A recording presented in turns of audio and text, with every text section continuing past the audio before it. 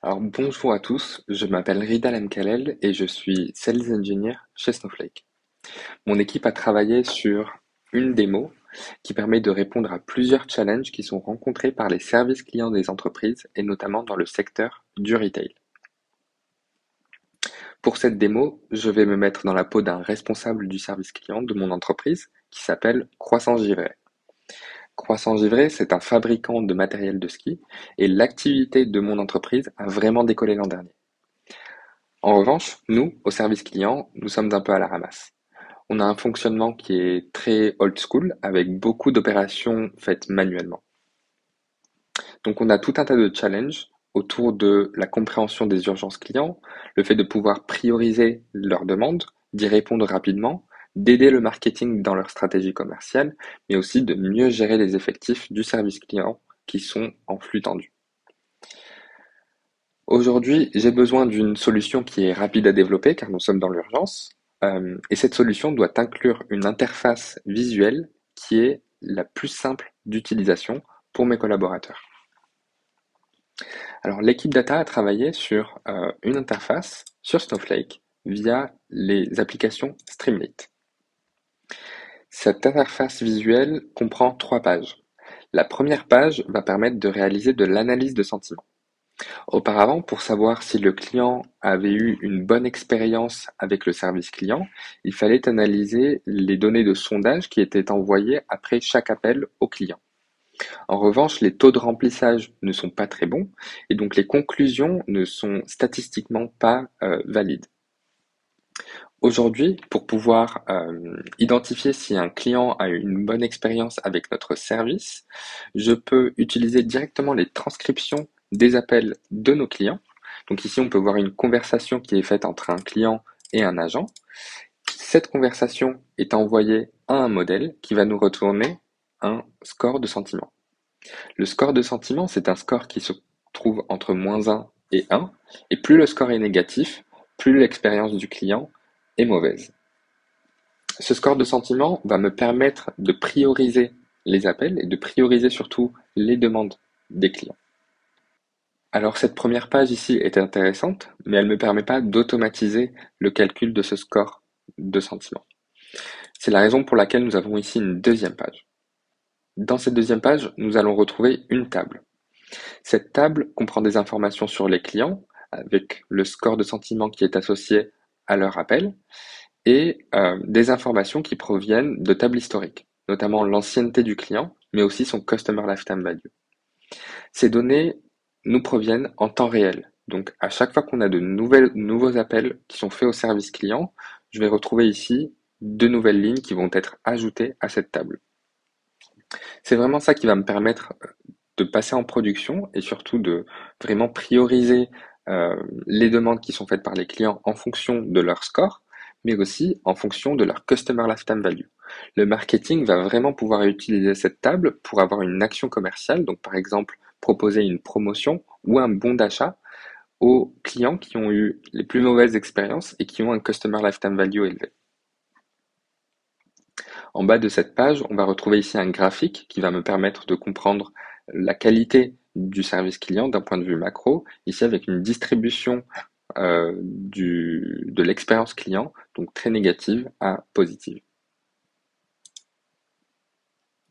Enfin, sur la troisième page, on va retrouver une prédiction du volume des appels.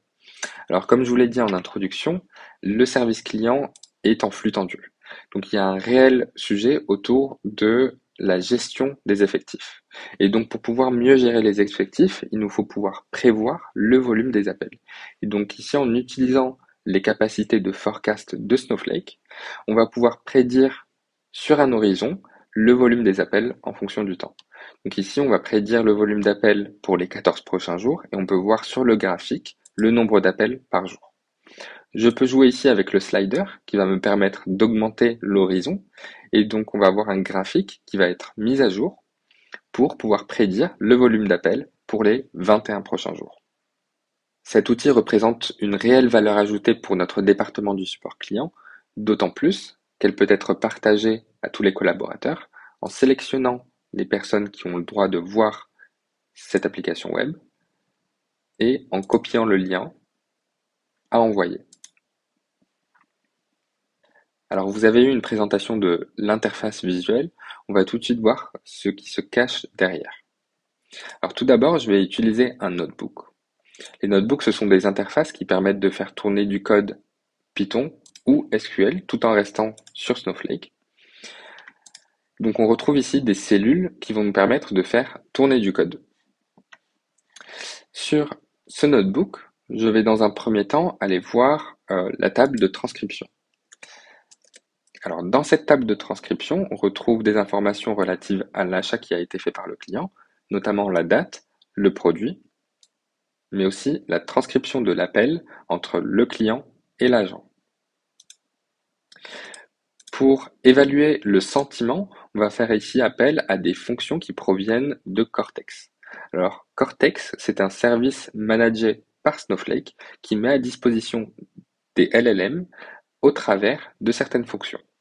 On peut voir ici une fonction qui provient de Cortex qui s'appelle sentiment, et c'est cette fonction qui permet de créer un score de sentiment pour chaque transcription. On a d'autres fonctions qui sont disponibles, notamment la fonction translate, ou alors la fonction text summarization qui permet de faire un résumé d'un lot document. Donc ici, comme on peut le voir, en quelques lignes de code, on a pu créer un sentiment de score, donc en utilisant la fonction sentiment qui prend en paramètre le nom de la colonne à analyser. Ce qui est intéressant ici, c'est que vous avez à votre disposition des LLM au travers de Snowflake, et donc il n'y a aucune gestion à faire sur l'infrastructure ou sur les LLM de votre part. Alors maintenant que nous pouvons prioriser les appels grâce au score de sentiment, on va pouvoir adresser en temps réel les demandes des clients. Pour cela, je vais utiliser un worksheet. Et dans ce worksheet, on fait appel à Snowpipe Streaming. Donc Snowpipe Streaming, c'est une API qui va permettre d'écrire les données en temps réel dans des tables. Cette donnée, elle est disponible dans la table Streaming Calls, où on va retrouver des métadatas, mais aussi des informations sur le client. Ces appels vont être joints à la table Customer Lifetime Value, qui est une table historique dans laquelle on retrouve l'ancienneté du client, mais aussi son Customer Lifetime Value. Grâce aux tables dynamiques, je vais pouvoir mettre à jour la table en paramétrant un temps maximum de mise à jour qui est ici instancié à 1 minute. On peut aller voir dans les bases de données sous Dynamic Tables la table dynamique qui a été créée et identifier les tables qui ont été utilisées en entrée. Donc la table de streaming, mais aussi la table Customer Lifetime Value qui ont été jointes pour donner naissance à une troisième table qui est le Customer Latest Call qui est mise en avant dans notre application web Streamlit. Dans la dernière page de notre application, nous avons des fonctionnalités de forecast. Je vais retourner dans l'application web Streamlit et vous montrer très rapidement le code. Ici, à la ligne 26, nous faisons appel à ce modèle de forecast qui a été préalablement entraîné et on peut voir qu'avec une requête SQL, on peut faire appel à ce modèle et l'utiliser à travers notre application web. Que ce soit pour les fonctions disponibles au travers de Cortex ou les fonctionnalités de forecast, on peut voir ici qu'il n'y a pas besoin d'avoir des connaissances extensives en intelligence artificielle pour pouvoir les utiliser et les implémenter dans vos cas d'usage. En quelques minutes, on a pu voir ici comment utiliser des LLM pour analyser le sentiment des données non structurées, mais aussi rassembler les informations des appels les plus récents au travers des tables dynamiques, et enfin prévoir le volume d'appels pour mieux planifier le planning du service client. Tout ce que vous avez vu ici se produit au travers de Snowflake. On n'a pas eu besoin de déplacer de la donnée en dehors des limites qui sont fixées par la sécurité de Snowflake, ni de gérer l'infrastructure relative au LLM.